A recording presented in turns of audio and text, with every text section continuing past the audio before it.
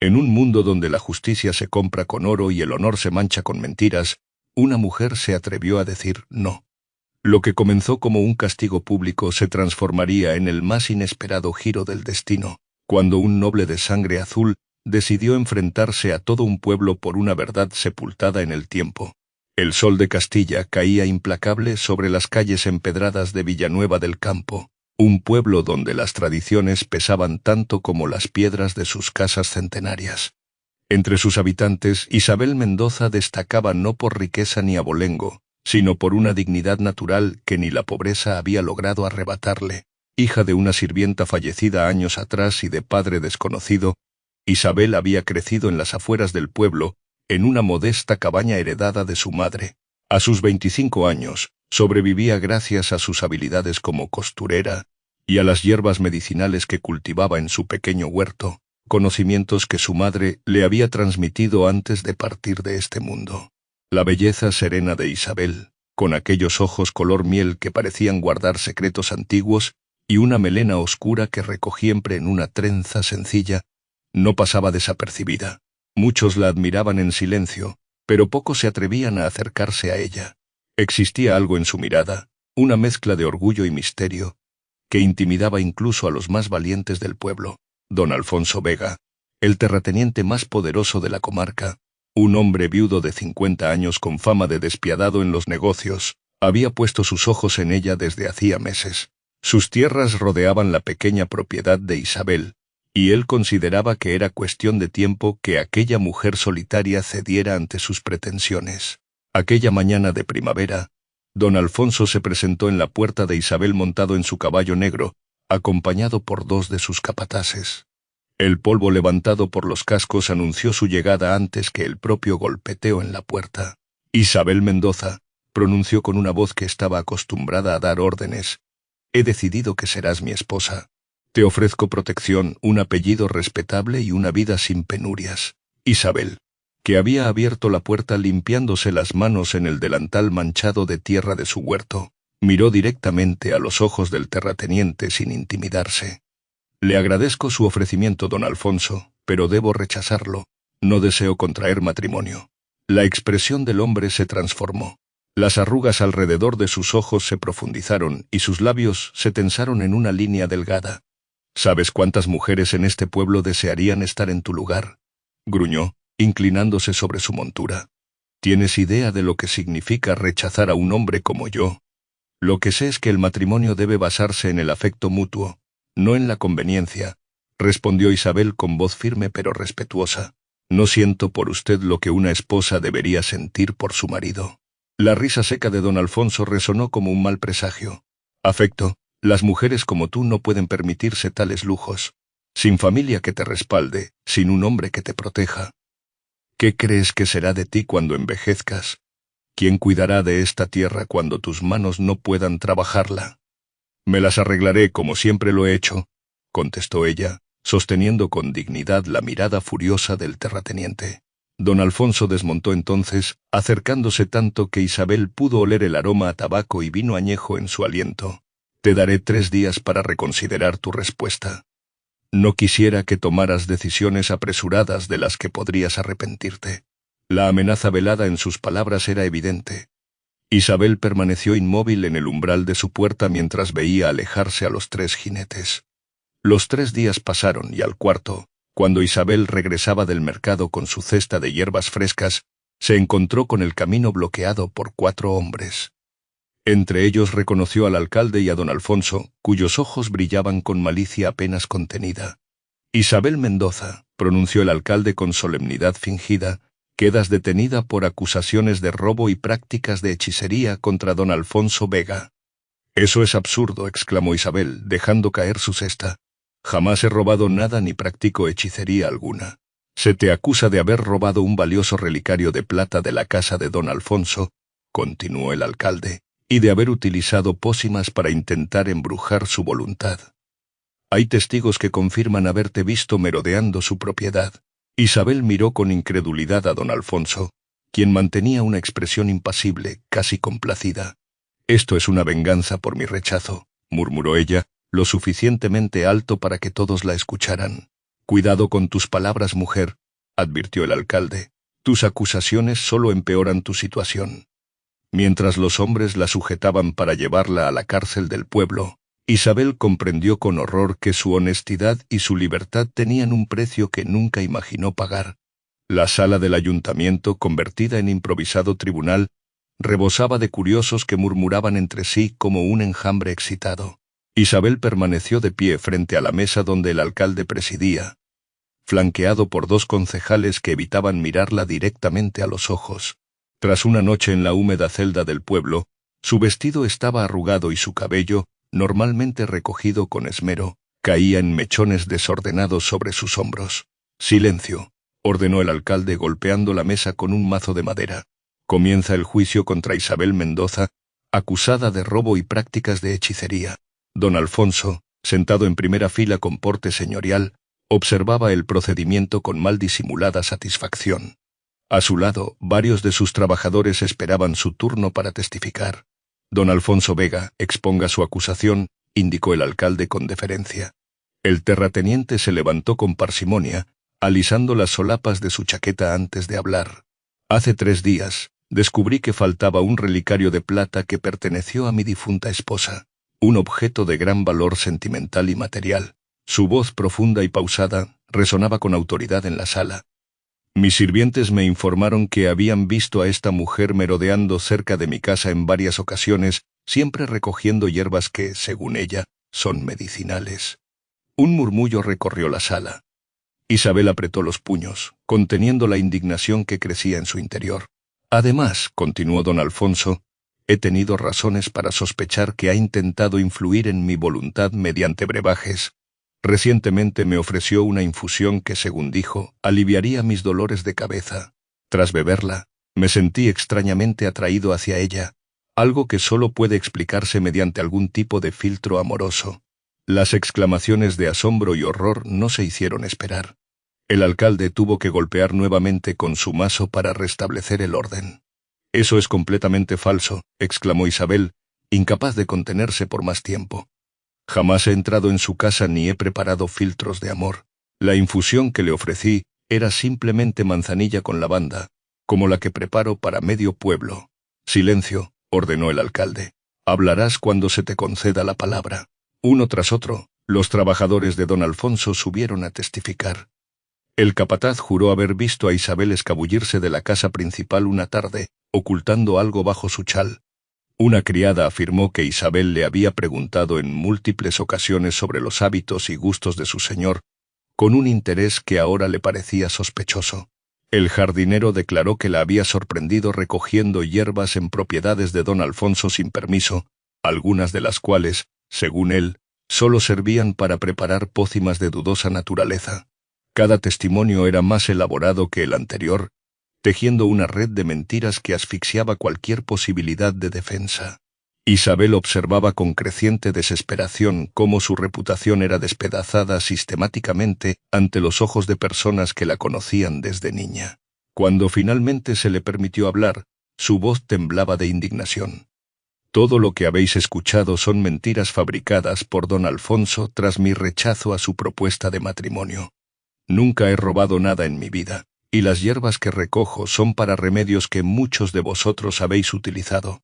Miró directamente a algunos rostros entre el público, personas a quienes había ayudado con sus conocimientos.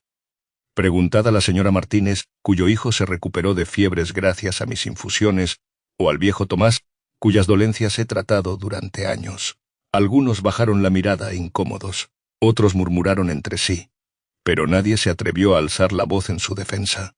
«Las acusaciones son graves y los testimonios convincentes», sentenció el alcalde, ignorando deliberadamente las palabras de Isabel. «Este tribunal considera que hay pruebas suficientes para declararte culpable de los cargos presentados». Un silencio pesado cayó sobre la sala. Isabel sintió que sus piernas flaqueaban, pero se mantuvo erguida, negándose a mostrar debilidad. «Por el delito de robo y la práctica de hechicería, se te condena a recibir 20 azotes públicos en la Plaza Mayor, mañana al mediodía, como escarmiento y ejemplo para todos». El golpe final del mazo selló su destino. Mientras los guardias la sujetaban para devolverla a su celda, Isabel buscó con la mirada algún rostro compasivo entre la multitud. Solo encontró miedo, superstición y la cruel satisfacción de don Alfonso Vega, quien inclinó ligeramente la cabeza en un gesto de triunfo. El amanecer del día señalado para el castigo trajo consigo un cielo plomizo que parecía reflejar la injusticia que estaba por cometerse. Isabel había pasado la noche en vela, sentada en el rincón más seco de su celda, aferrándose a un pequeño medallón de bronce que llevaba siempre colgado al cuello, el único recuerdo que conservaba de su madre. 2 guardias la sacaron cuando las campanas de la iglesia anunciaban la hora nona. Le habían permitido lavarse el rostro con agua fría y le habían entregado una camisa blanca y basta que debía ponerse sobre su vestido. «Para que la sangre se vea mejor», murmuró uno de ellos, evitando su mirada. «Es lo que ordena la tradición». Isabel no respondió. Durante aquellas interminables horas de soledad, había tomado una decisión. Enfrentaría su castigo con la misma dignidad con la que había vivido toda su vida. No les daría el placer de verla suplicar o derrumbarse. La Plaza Mayor ya estaba atestada cuando la condujeron hasta allí. Parecía que todo el pueblo se había congregado para presenciar el espectáculo. Los niños habían sido enviados a casa, pero muchos se asomaban desde ventanas y balcones, con una mezcla de miedo y fascinación en sus ojos inocentes. Comerciantes, artesanos, campesinos, todos sus vecinos, personas con las que había intercambiado saludos y sonrisas durante años, ahora formaban un círculo expectante alrededor del poste de la vergüenza que se alzaba en el centro de la plaza. El poste, una robusta columna de madera oscurecida por años de uso similar, se erguía solitario bajo el cielo amenazante. A su lado, un hombre corpulento con el torso desnudo probaba la flexibilidad de un látigo de cuero, haciéndolo chasquear en el aire con precisión aterradora. Don Alfonso ocupaba un lugar privilegiado, sentado en una silla que sus sirvientes habían colocado para él, como si asistiera a una función teatral. A su lado el alcalde se aclaraba la garganta, preparándose para dirigirse a la multitud. Los guardias condujeron a Isabel hasta el poste. Uno de ellos, un muchacho joven que apenas podía sostenerle la mirada, ató sus muñecas con cuerdas ásperas que se clavaron en su piel. El otro rasgó la parte posterior de la camisa blanca, dejando expuesta su espalda. Un redoble de tambor impuso silencio en la plaza. El alcalde se adelantó, desenrollando un pergamino con gesto solemne. «Habitantes de Villanueva del Campo», proclamó con voz potente, «hoy se ejecuta la sentencia contra Isabel Mendoza, hallada culpable de robo y prácticas de hechicería. Que este castigo sirva de ejemplo para todos aquellos que pretendan desafiar las leyes y costumbres que rigen nuestra comunidad». Isabel mantuvo la cabeza alta mirando al frente. A lo lejos, más allá de las casas del pueblo, podía ver las colinas verdes donde tantas veces había recogido hierbas al amanecer. Se concentró en esa imagen, en la libertad que representaba. 20 azotes recibirá la acusada, continuó el alcalde, 1 por cada año que lleva entre nosotros abusando de nuestra confianza. Un murmullo recorrió la multitud. Algunos rostros mostraban compasión, pero nadie se atrevía a intervenir. El verdugo se colocó en posición. El primer latigazo rasgó el aire antes de impactar contra la piel de Isabel, arrancándole un gemido involuntario. El dolor fue como un hierro candente marcando su carne. El segundo golpe cayó casi inmediatamente, trazando otra línea de fuego a través de su espalda. Isabel apretó los dientes, negándose a gritar. Cada azote era una nueva agonía que se sumaba a la anterior, pero en su mente repetía un mantra silencioso. «Soy inocente. Soy inocente». Al quinto latigazo sintió que sus rodillas cedían, pero se obligó a mantenerse en pie. No les daría la satisfacción de verla caer. Las lágrimas corrían por sus mejillas, pero su rostro permanecía impasible, casi sereno. Don Alfonso observaba el espectáculo con una copa de vino en la mano, saboreando cada momento de su venganza. Ocasionalmente intercambiaba miradas cómplices con el alcalde, quien asentía levemente, complacido por haber complacido al hombre más poderoso del pueblo.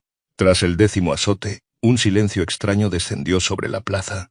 El dolor había alcanzado tal intensidad que Isabel ya no lo sentía como algo separado de sí misma. Se había convertido en parte de su ser. Su mente comenzaba a flotar, alejándose de la realidad inmediata, buscando refugio en recuerdos de días mejores. Fue entonces, en ese momento suspendido entre la conciencia y el delirio, cuando el sonido de cascos de caballos rompió la monotonía ritual del castigo. Un murmullo de sorpresa recorrió la multitud, que comenzó a apartarse para abrir paso a los recién llegados. Isabel, con la visión nublada por el dolor, apenas distinguió la figura imponente que se aproximaba al centro de la plaza. Lo último que vio antes de que sus sentidos la abandonaran fue un estandarte ondeando al viento, bordado con el escudo de armas de una casa noble que le resultaba extrañamente familiar. El estruendo de los cascos retumbó en la plaza como un trueno anunciando tormenta. La muchedumbre se apartó formando un pasillo humano por el que avanzó una comitiva de jinetes encabezada por un hombre cuya sola presencia comandaba respeto. Montaba un caballo alazán de pura raza, y su capa azul oscuro ondeaba tras él como una bandera en batalla. Era el conde Alejandro de Montero, señor de vastas tierras al norte de la provincia y uno de los nobles más respetados del reino. A sus 40 años, su rostro mostraba la dureza de quien ha visto demasiado, y la determinación de quien sabe exactamente lo que quiere. Una cicatriz cruzaba su mejilla izquierda, vestigio de alguna antigua contienda, añadiendo un aire peligroso a su ya imponente figura. El conde detuvo su montura a pocos pasos del poste donde Isabel colgaba semiconsciente. Sus ojos del color del acero se clavaron primero en la espalda lacerada de la mujer y luego, con furia apenas contenida, en el alcalde, que había palidecido visiblemente ante su llegada. ¿Qué significa esto? La voz del conde, aunque controlada, resonó con autoridad por toda la plaza. El alcalde avanzó con pasos vacilantes, retorciendo el sombrero entre sus manos.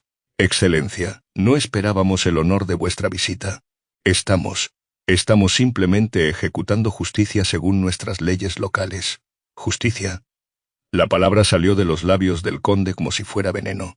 Detengan esto inmediatamente.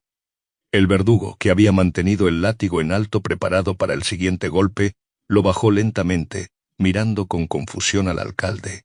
Don Alfonso se levantó de su asiento, visiblemente contrariado por la interrupción. Conde de Montero, intervino con una reverencia que no ocultaba su irritación. Esta mujer ha sido juzgada y condenada legítimamente por robo y hechicería. Con todo respeto, este es un asunto interno de nuestro pueblo. El conde desmontó con un movimiento fluido. Su mirada se posó brevemente en Isabel antes de enfrentarse a don Alfonso. ¿Y quién es el acusador?, preguntó, aunque por su tono era evidente que ya conocía la respuesta. Yo mismo, excelencia, respondió don Alfonso, irguiéndose. Esta mujer entró en mi propiedad, robó objetos de valor y trató de embrujarme con sus pócimas. Una sonrisa fría se dibujó en los labios del conde. «Qué conveniente», murmuró, lo suficientemente alto para ser escuchado. Luego, dirigiéndose a uno de sus hombres, ordenó: «Cortad sus ataduras y traed agua y paños limpios». El alcalde dio un paso adelante, súbitamente alarmado. «Excelencia, la sentencia aún no ha sido completada. Faltan 10 azotes para...» «La sentencia ha terminado», lo interrumpió el conde con un tono que no admitía réplica. «A menos que prefiráis que informe personalmente al rey sobre cómo se administra justicia en Villanueva del Campo». La mención del monarca hizo que el alcalde retrocediera, visiblemente intimidado. Mientras tanto, los hombres del conde liberaban a Isabel, sosteniéndola con cuidado para que no cayera. Uno de ellos, un anciano de cabello blanco que parecía ser el médico de la comitiva, comenzó a examinar sus heridas. Don Alfonso, sin embargo, no estaba dispuesto a rendirse tan fácilmente. «Con el debido respeto, conde, ¿qué interés puede tener un noble de vuestro rango en una simple campesina acusada de delitos comunes? ¿Acaso la conocéis?» El conde se volvió hacia él con una mirada que habría congelado el infierno.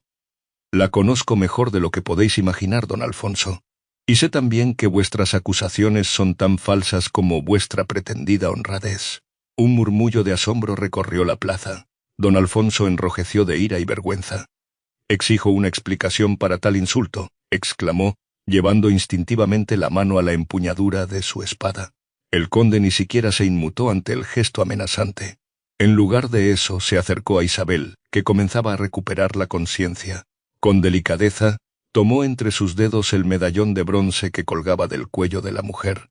«Este medallón», dijo, alzando la voz para que todos pudieran oírlo, «perteneció a mi familia durante generaciones. Fue entregado por mi padre a una mujer que salvó la vida de mi madre durante un parto difícil.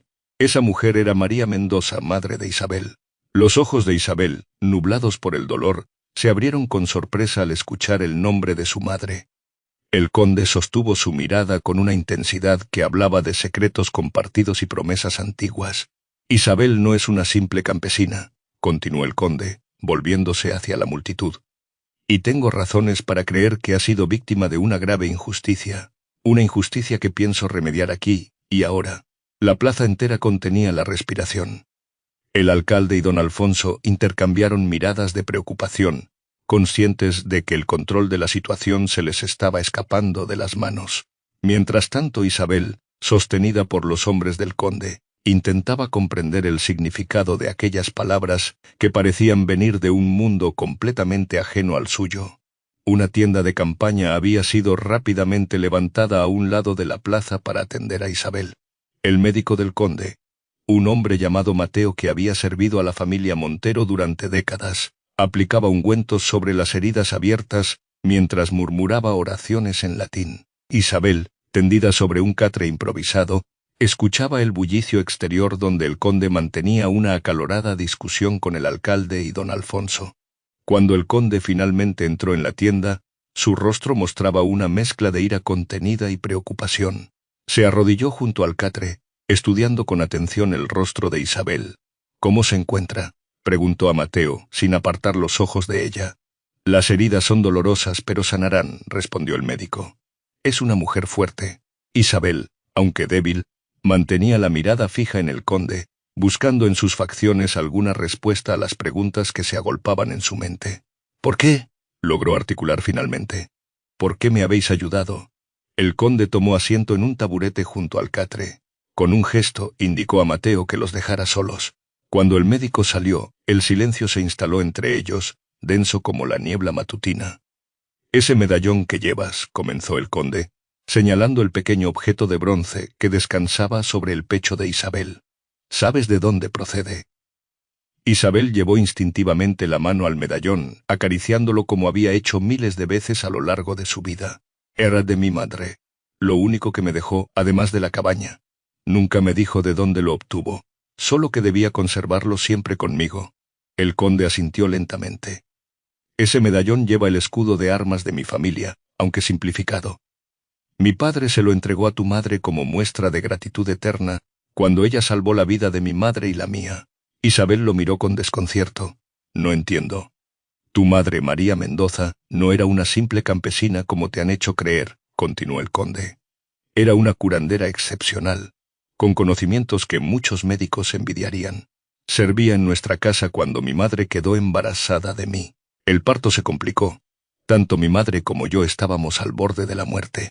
El conde hizo una pausa, como si las imágenes de aquel día, aunque conocidas solo por los relatos de otros, fueran dolorosamente vívidas en su mente. «Los médicos se habían dado por vencidos, pero tu madre no. Utilizó hierbas y técnicas que ellos desconocían. Pasó 3 días y 3 noches sin dormir, atendiendo a mi madre. Y finalmente ambos sobrevivimos». Isabel escuchaba con asombro, tratando de conciliar esta historia con los fragmentos de recuerdos que conservaba de su madre.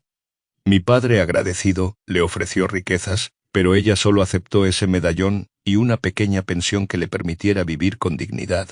Siguió trabajando para nuestra familia durante años, hasta que quedó embarazada de mí», completó Isabel, comenzando a entender.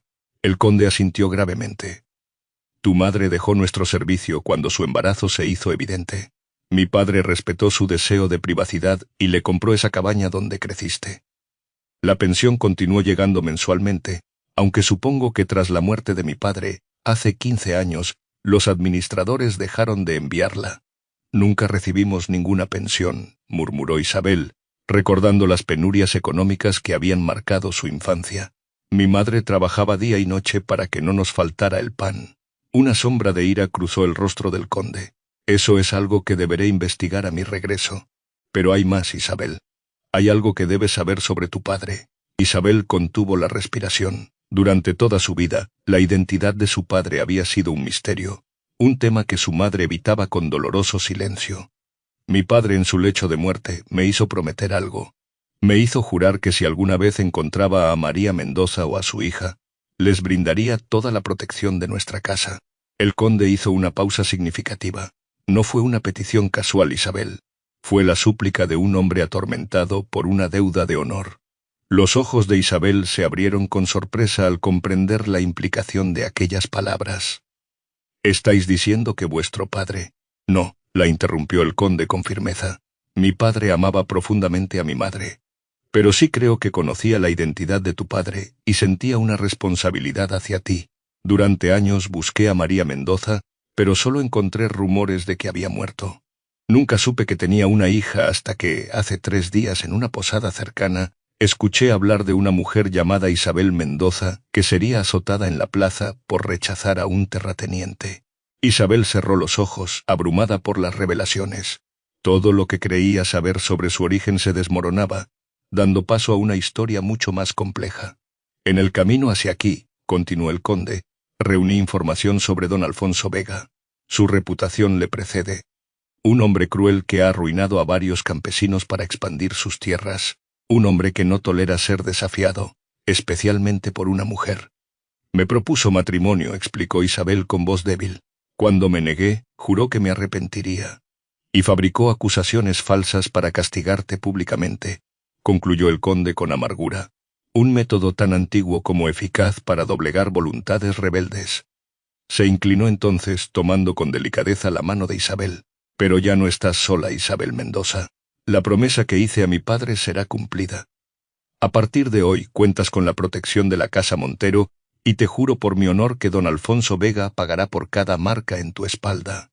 En los ojos del conde brillaba una determinación férrea que hizo que, por primera vez desde que comenzó su calvario, Isabel sintiera que la justicia no era solo una palabra vacía. El sol de la tarde comenzaba a descender cuando el conde Alejandro de Montero emergió de la tienda de campaña con paso decidido. La plaza seguía llena. Nadie había querido marcharse, conscientes de que estaban presenciando acontecimientos extraordinarios que serían narrados durante generaciones. Isabel salió tras él. Caminando con dificultad pero con la cabeza alta, vestía ahora una capa de terciopelo azul con el escudo de los Montero bordado en plata, que el conde había insistido en colocar sobre sus hombros. El contraste no podía ser más dramático. La mujer que horas antes había sido humillada públicamente ahora aparecía bajo la protección de uno de los nobles más poderosos de la región. Don Alfonso y el alcalde conversaban en voz baja en un extremo de la plaza, lanzando miradas nerviosas hacia la tienda. Al ver aparecer al conde y a Isabel, sus rostros se tensaron visiblemente. «Habitantes de Villanueva del Campo», la voz del conde resonó por toda la plaza sin necesidad de alzarla demasiado. «Hoy he sido testigo de una injusticia que mancha el nombre de este pueblo y ofende los principios más básicos del honor». Un silencio sepulcral descendió sobre la multitud. Nadie se atrevía siquiera a respirar demasiado fuerte. «Esta mujer», continuó, señalando a Isabel que permanecía erguida a su lado, «ha sido acusada falsamente, juzgada sin pruebas y castigada sin misericordia. Todo porque tuvo la valentía de rechazar las pretensiones de un hombre acostumbrado a que sus deseos sean órdenes».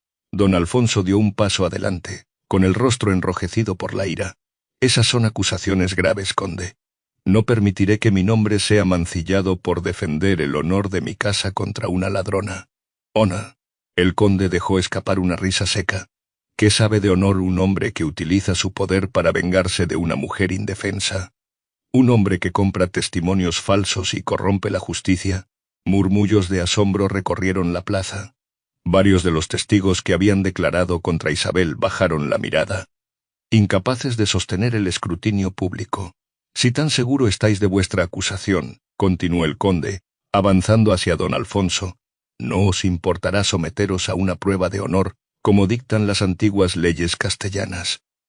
«¿Qué proponéis?», preguntó don Alfonso con cautela, consciente de que cada palabra intercambiada era seguida ávidamente por todo el pueblo.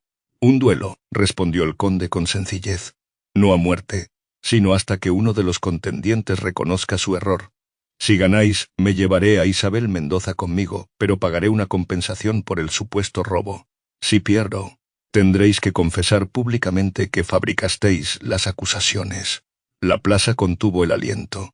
Los duelos, aunque no del todo ilegales, Eran raros en aquellos tiempos, especialmente entre un noble de alto rango y un terrateniente local. Don Alfonso palideció. Aunque era un hombre robusto, los años y la buena vida habían mellado su condición física. El conde, en cambio, mantenía el cuerpo tonificado de un soldado experimentado. No veo necesidad de recurrir a métodos tan arcaicos, respondió finalmente, buscando una salida digna. Como gesto de buena voluntad hacia vuestra casa, estoy dispuesto a retirar mis acusaciones contra la mujer. No es suficiente, replicó el conde con firmeza. El daño ya está hecho. Su espalda lleva las marcas de vuestra venganza. Su honor ha sido cuestionado públicamente. La reparación debe ser igualmente pública. Don Alfonso miró a su alrededor, buscando apoyo, pero solo encontró rostros expectantes que esperaban su respuesta. El alcalde, que hasta ese momento había sido su más firme aliado, dio un paso atrás, distanciándose físicamente de lo que comenzaba a parecer una causa perdida. Quizás, intervino el alcalde con voz conciliadora, podríamos llegar a un acuerdo que satisfaga a todas las partes sin necesidad de recurrir a la violencia. El único acuerdo aceptable, respondió el conde, es la completa exoneración de Isabel Mendoza y una compensación por el sufrimiento infligido injustamente. Don Alfonso, acorralado, decidió cambiar de estrategia. Todo esto por una simple campesina, dijo con desdén. ¿Qué interés puede tener el ilustre conde de Montero en defender con tanto ahínco a una mujer de origen tan humilde?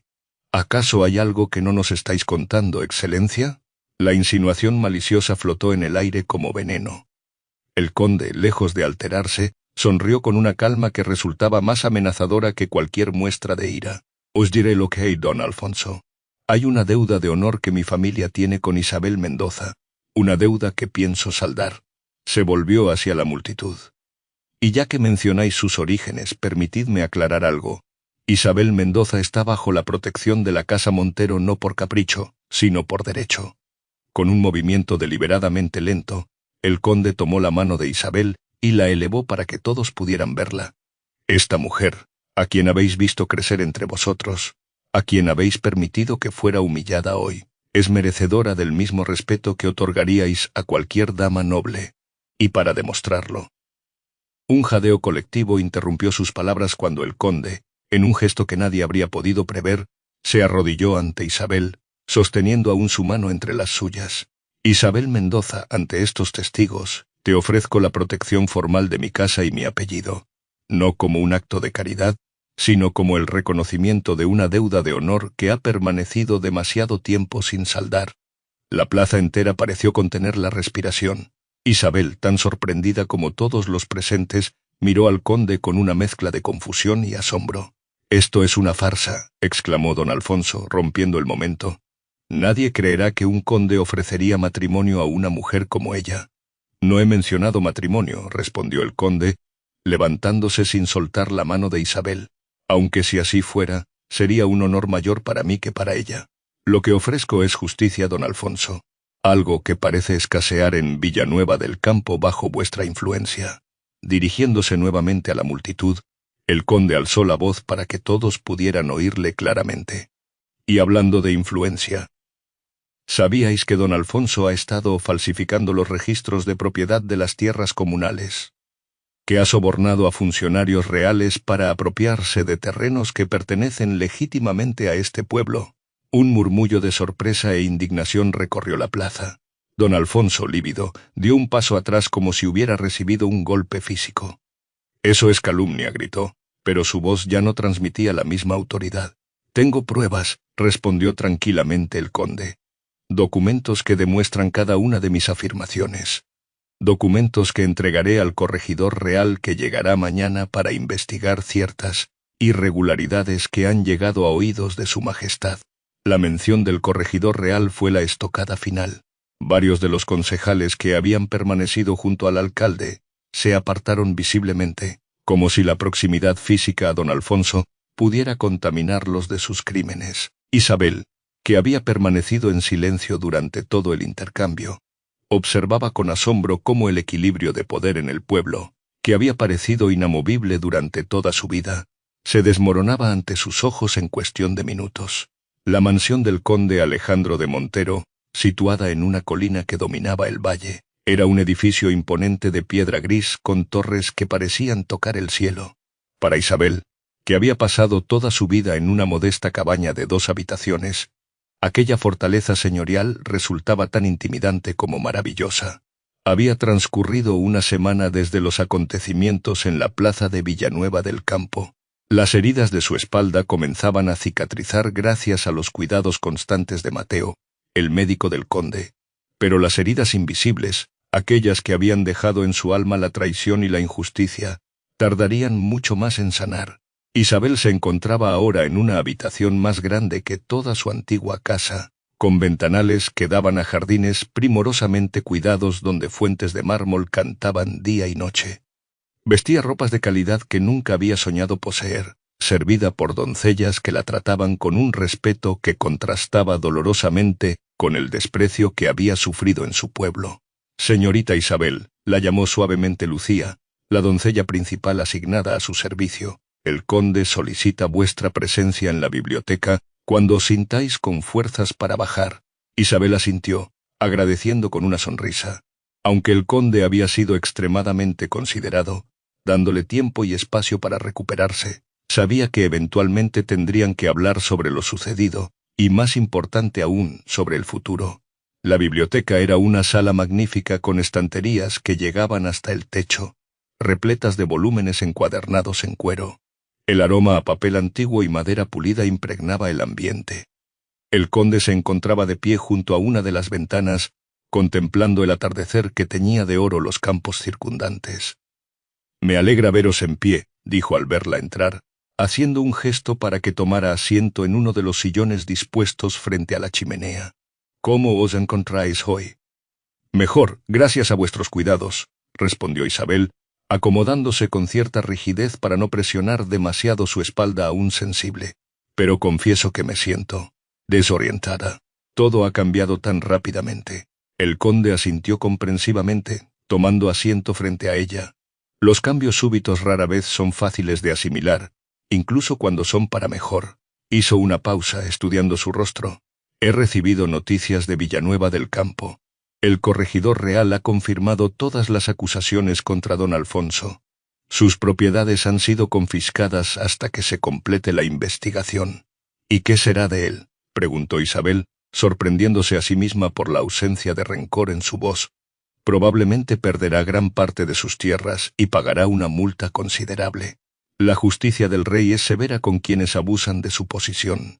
El conde sonrió levemente. «El alcalde, por su parte, ha sido destituido. Se nombrará uno nuevo en las próximas semanas». Isabel asimiló la información en silencio. La caída de quienes la habían humillado debería haberle proporcionado satisfacción, pero solo sentía un cansancio profundo y el deseo de dejar atrás aquella oscura página de su vida. «Hay algo más que debéis saber», continuó el conde. «Los rumores sobre vuestra situación se han extendido rápidamente. La nobleza local está intrigada, por decirlo suavemente, por mi interés en vuestro caso. Imagino que no aprueban que hayáis ofrecido vuestra protección a alguien como yo», murmuró Isabel, bajando la mirada. «Al contrario», respondió el conde con una sonrisa enigmática. «Creen que sois una pariente lejana cuya existencia había mantenido en secreto por razones políticas. Algunos incluso sugieren que sois mi hija ilegítima, fruto de algún romance de juventud». Isabel no pudo evitar sonreír ante lo absurdo de tales especulaciones. «Pero vos y yo sabemos que nada de eso es cierto». «Lo que sé», dijo el conde con seriedad, «es que os debo la vida. Si vuestra madre no hubiera salvado a la mía durante mi nacimiento, yo no estaría aquí. Esa es una deuda que ninguna fortuna podría saldar». Se levantó y caminó hasta un escritorio cercano, de donde tomó un pequeño cofre de madera tallada. Al abrirlo, extrajo un documento sellado con cera roja. «He ordenado a mis abogados que preparen esto. Es un documento que os reconoce como protegida oficial de la Casa Montero, con todos los privilegios y responsabilidades que ello conlleva. Incluye una asignación anual y la propiedad de una pequeña finca a 3 leguas de aquí». Isabel tomó el documento con manos temblorosas, abrumada por la generosidad del gesto. «Es demasiado», murmuró. «No sé si puedo aceptarlo». «Podéis y debéis», respondió el conde con firmeza. «No es caridad, Isabel, es justicia, lo que vuestra madre mereció y nunca recibió». Un silencio cómodo se instaló entre ellos mientras Isabel asimilaba la magnitud de aquel cambio en su fortuna. Finalmente alzó la mirada para encontrarse con los ojos del conde, que la observaban con una expresión que no supo descifrar. «La gente hablará», dijo Isabel finalmente. «Dirán que soy vuestra amante o peor aún. Los rumores pueden ser crueles». «Los rumores son como el viento», respondió el conde con un gesto desdeñoso. «Soplan fuerte pero pasan. Lo que perdura es la verdad». Se acercó entonces, arrodillándose junto a su sillón para quedar a la altura de sus ojos. La familiaridad del gesto, tan impropio entre personas de rangos tan distintos, sobresaltó a Isabel. «Pero hay algo que debo confesaros», continuó el conde, con una vulnerabilidad en su voz que contrastaba con su habitual seguridad. «Algo que no esperaba y que quizás complique aún más nuestra situación». Isabel contuvo la respiración, súbitamente nerviosa. «Desde que os vi en aquella plaza, manteniendo vuestra dignidad incluso en las circunstancias más humillantes, algo despertó en mí, algo que creía muerto desde que mi esposa falleció hace 5 años». El conde tomó suavemente su mano, un gesto que ahora tenía un significado completamente distinto al que había tenido en la plaza pública. «No pretendo presionaros ni aprovecharme de vuestra situación. Sé que necesitáis tiempo para sanar, para adaptaros a esta nueva vida. Pero quiero que sepáis que mis sentimientos hacia vos van más allá del deber o la gratitud». Isabel sentía que el corazón le latía con tanta fuerza que temía que él pudiera escucharlo. Nunca había considerado el amor como una posibilidad en su vida. Su existencia había estado demasiado centrada en la supervivencia para tales lujos. «Apenas me conocéis», logró articular finalmente. «Yo apenas os conozco a vos». «Es cierto», concedió el conde con una sonrisa. «Por eso no os pido una respuesta ahora.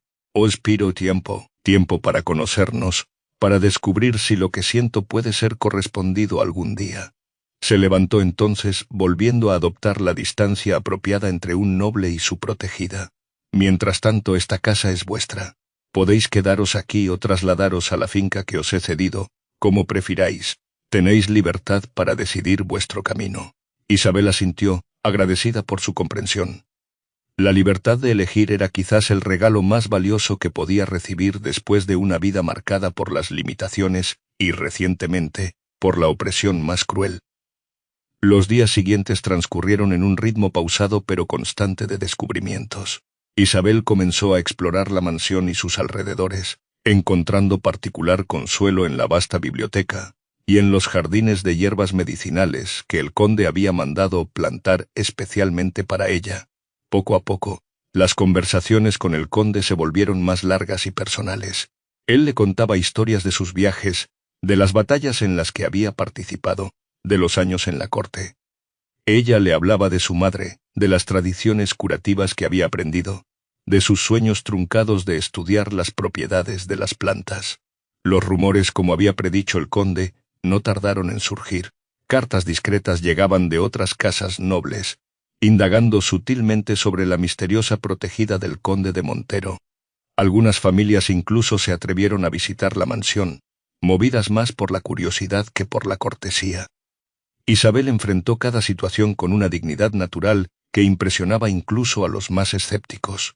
Su inteligencia y su conocimiento de hierbas medicinales pronto le ganaron el respeto de muchos, especialmente cuando sus remedios comenzaron a aliviar dolencias que los médicos tradicionales no habían podido curar.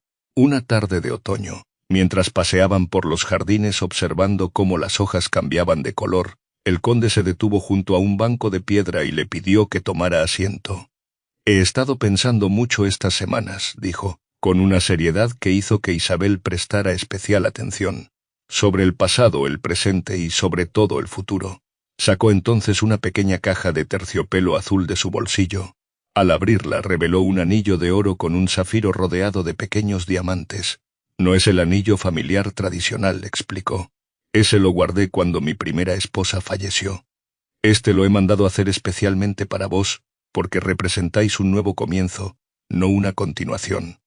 Isabel miró el anillo y luego al hombre que se lo ofrecía, aquel noble que había pasado de ser un desconocido a convertirse en el centro de su nuevo mundo. «¿Estáis seguro?», preguntó, consciente de las implicaciones de tal unión. «La gente dirá». La gente siempre dirá algo, la interrumpió con ternura. Lo único que importa es lo que digamos nosotros. Why digo como Isabel Mendoza. No por gratitud, no por deber, sino por quién sois. Isabel sintió que las lágrimas acudían a sus ojos, pero esta vez eran lágrimas de alegría, no de dolor. Extendió su mano, permitiendo que el conde deslizara el anillo en su dedo. Yo os amo vos, Alejandro de Montero. No por haberme salvado, sino por haberme visto cuando nadie más lo hacía. El sol del atardecer iluminaba sus rostros mientras sellaban aquel pacto con un beso, el primero de muchos.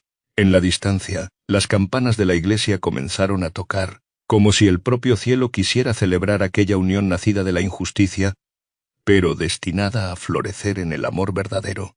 Para Isabel, cuya vida había estado marcada por la lucha y el sacrificio, aquel momento representaba no solo el inicio de una nueva vida, sino la reivindicación final de su dignidad.